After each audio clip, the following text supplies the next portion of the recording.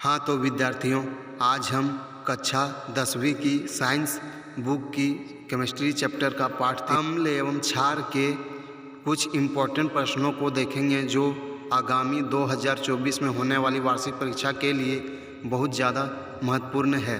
तो चलिए दोस्तों, क्वेश्चन नंबर 1 से शुरू करते हैं। प्रश्न संख्या 1, एक अम्ल का उदाहरण दें।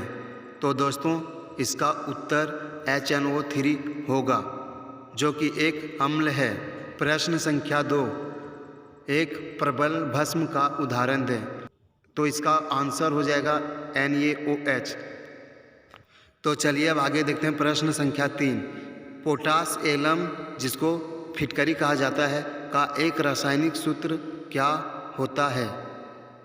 इसका उत्तर हो जाएगा K2SO4 into Al2 bracket SO4 base 3 into 24H2O। अब क्वेश्चन नंबर 4 को देखते हैं।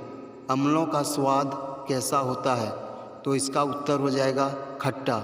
आप सभी जानते होंगे कि अम्ल का स्वाद खट्टा होता है। तो आइए मित्रों, अब देखते हैं प्रश्न संख्या 6, कोई विलयन लाल लिटमस को नीला कर देता है तो उसका pH मान कितना होगा? तो इसका उत्तर होगा 7 से अधिक। आगे देखते हैं प्रश्न संख्या 7, बेकिंग पाउडर का अनुसूत्र क्या होता है? तो इसका उत्तर होगा NaHCO3।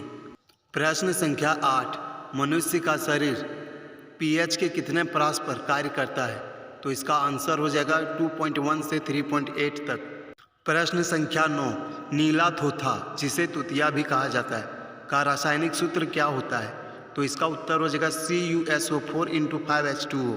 प्रश्न संख्या 10, चीनी का रासायनिक सूत्र क्या होता है? तो इसका उत्तर हो जाएगा C12H22O11। आगे देखते हैं प्रश्न संख्या 11, सोडियम कार्बोनेट का अनुसूत्र क्या होता है? तो इसका उत्तर हो जाएगा Na2CO3। आइए प्रश्न संख्या 12 को देखते हैं। उदासीन जल का pH मान कितना होता है? तो मित्रों, इसका उत्तर हो जाएगा 7। उदासीन जल का pH मान 7 होता है। अब देखते हैं प्रश्न संख्या 13, दूध से दही बनने में कौन सी क्रिया होती है? तो इसका उत्तर हो जाएगा किण्वन प्रक्रिया। तो मित्रों, आइए अब देखते हैं प्रश्न संख्या 14, सल्फ्यूरिक अम्ल का अनुसूत्र क्या होता है? तो इसका उत्तर हो जाएगा H2SO4। आइए अब देखते हैं प्रश्न संख्या 15, अम्ल का pH मान कितना होता है? तो इसका उत्तर हो जाएगा 7 से कम। आइए अब देखते हैं प्रश्न संख्या 16, ग्लूकोज का रासायनिक सूत्र क्या होता है? तो इसका उत्तर हो जाएगा C6H12O6। प्रश्न संख्या 17, खड़िया का रासायनिक सूत्र क्या होता है?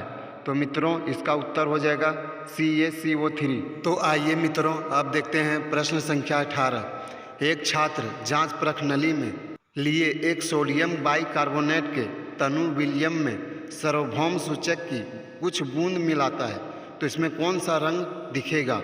तो मित्रों, इसका उत्तर हो जाएगा हरा। और यह वेरी इम्पोर्टेंट क्वेश्चन है, इसे बहुत अच्छी तरह से याद कर लीजिएगा। ये एग्जाम के दृष्टि से यह क्वेश्चन बहुत ज़्यादा इम्पोर्टेंट है। तो मित्रों, आइए अब देखते हैं प्रश्न संख्या 19, किस विलयन का उपयोग दीवारों की सफ़ेदी करने के लिए किया जाता है? तो इसका उत्तर हो जाएगा CaOH2। प्रश्न संख्या 20, विरंजक चूर्ण का रासायनिक सूत्र है? तो इसका उत्तर हो जाएगा CaOCl2। प्रश्न संख्या 21, धोबिया सोडा का रासायनिक सूत्र क्या होता है? तो इसका उत्तर हो जाएगा Na2CO3 इंटू 10H2O। प्रश्न संख्या 22, जिप्सम का रासायनिक सूत्र क्या होता है? तो इसका उत्तर हो जाएगा CaSO4 इंटू 2H2O। तो मित्रों, आइए अब देखते हैं आगे प्रश्न संख्या 23 को, धोने का सोडा का रासायनिक सूत्र क्या होता है? तो इसका उत्तर हो जाएगा Na2CO3। दोस्तों, जितने भी क्वेश्चन को बताया जा रहा है एग्ज़ाम की दृष्टि से बहुत ज़्यादा इम्पोर्टेंट है। तो चलिए, टाइम को वेस्ट न करते हुए आगे की ओर बढ़ते हैं। तो अब देखते हैं प्रश्न संख्या 24, एक लवण का उदाहरण दें। तो इसमें हम उत्तर में लिए हैं K2SO4। इसमें से बहुत सारा आंसर हो सकता है, लवण का उदाहरण बहुत सारा हो सकता है, मगर मैंने K2SO4 को लिया है। आइए अब देखते हैं प्रश्न संख्या 25, अम्ल और क्षार आपस में अभिक्रिया करके क्या बनाते हैं? तो इसका उत्तर हो जाएगा लवण।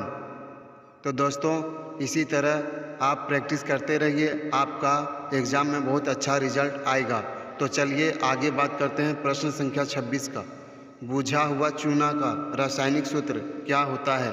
तो इसका उत्तर हो जाएगा CaO, कैल्शियम ऑक्साइड। प्रश्न संख्या 27, एक प्राकृतिक सूचक का उदाहरण दें। तो इसमें हम आंसर में लिए हैं हल्दी, जो कि एक प्राकृतिक सूचक है। प्रश्न संख्या 28, जल में घुलनशील क्षारक क्या कहलाते हैं? तो इसका उत्तर हो जाएगा क्षार, जो VVI क्वेश्चन है। अब आगे देखते हैं प्रश्न संख्या 29, तनु HCl का pH मान कितना होगा? तो इसका आंसर हो जाएगा 0। दोस्तों मैंने बहुत मेहनत करके बहुत सारे जगहों से प्रश्नों को कलेक्ट किया है और आप लोगों के बीच ला रहा हूं। तो कृपया चैनल को लाइक और सब्सक्राइब कर दें, क्योंकि आपके सपोर्ट से ही मैं आगे और इसी तरह का वीडियो लाऊंगा जो कि परीक्षा की दृष्टि से बहुत ज़्यादा इम्पोर्टेंट है।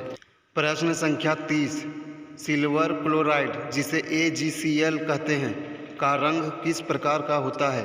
तो इसका उत्तर हो जाएगा सफ़ेद। प्रश्न संख्या 31, एक्वा रेजिया मिश्रण में HCl एवं HNO का अनुपात कितना होता है? तो इसका उत्तर हो जाएगा 1:3। आइए अब देखते हैं प्रश्न संख्या 32 को। NaOH का 10 ml विलयन HCl के 8 मिलियन विलयन से पूर्णतया उदासीन हो जाता है। यदि हम NaOH के उसी विलयन का 20 ml लें तो इसे उदासीन करने के लिए HCl के उसी विलयन की कितनी मात्रा की आवश्यकता होगी?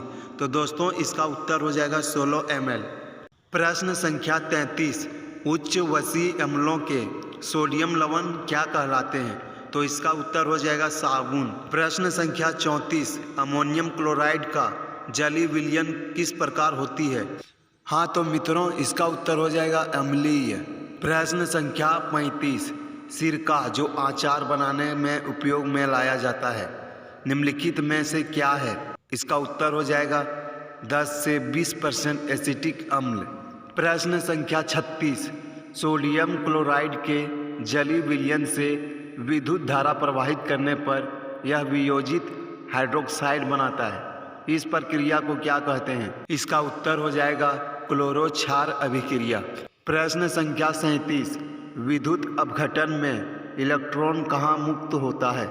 तो इसका उत्तर हो जाएगा एनोड पर। प्रश्न संख्या 38, जब किसी विलयन का pH मान घटता है तब विलयन में Hp सांद्रता पर क्या प्रभाव पड़ता है? तो चलिए इसका उत्तर देखते हैं। Hp सांद्रता बढ़ती है। हाँ तो आइए मित्रों अब प्रश्न संख्या 39 को देखते हैं। कौन सी धातु Hc या NOH विलयन से अभिक्रिया करके हाइड्रोजन गैस मुक्त करता है? तो इसका उत्तर हो जाएगा जिंक Zn। प्रश्न संख्या 40, एक जलीय विलयन का pH मान 3 है तो उसका POH मान कितना होगा?